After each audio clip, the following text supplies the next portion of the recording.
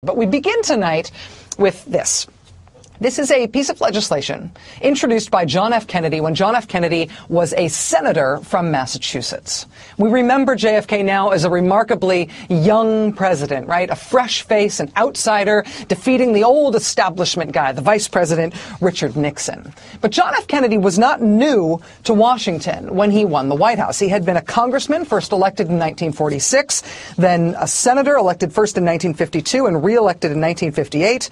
And while he was a senator, in that year that he was running for re-election in 1958, John F. Kennedy introduced this legislation.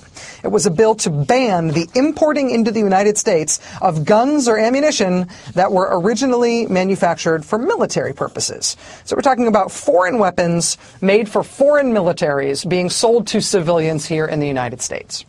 Now, the most popular weapon like that at the time looked like this. It's an Italian rifle called a Carcano, or it's sometimes called a Mannlicher Carcano.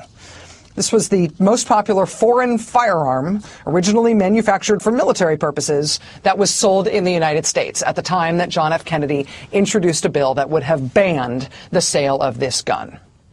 If you want to get a better look at this gun, here's another view.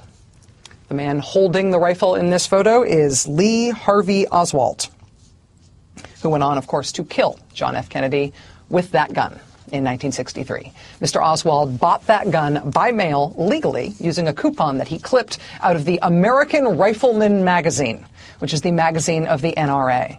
Lee Harvey Oswald was able to buy that gun that he used to kill the president because the bill that JFK introduced that would have banned the sale of that gun was defeated by the NRA.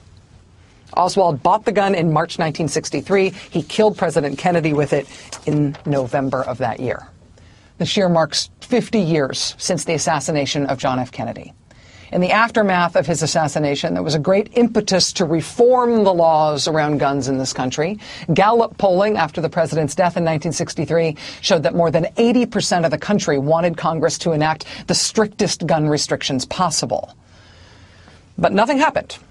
The new president, LBJ, tried mightily to get gun reform passed in the wake of the JFK assassination, but they were not able to get anything through Congress. Even after the assassination of the president by a gun that was bought legally by his assassin that would not have been legal to buy under that president's own gun control proposal, that apparently was not enough.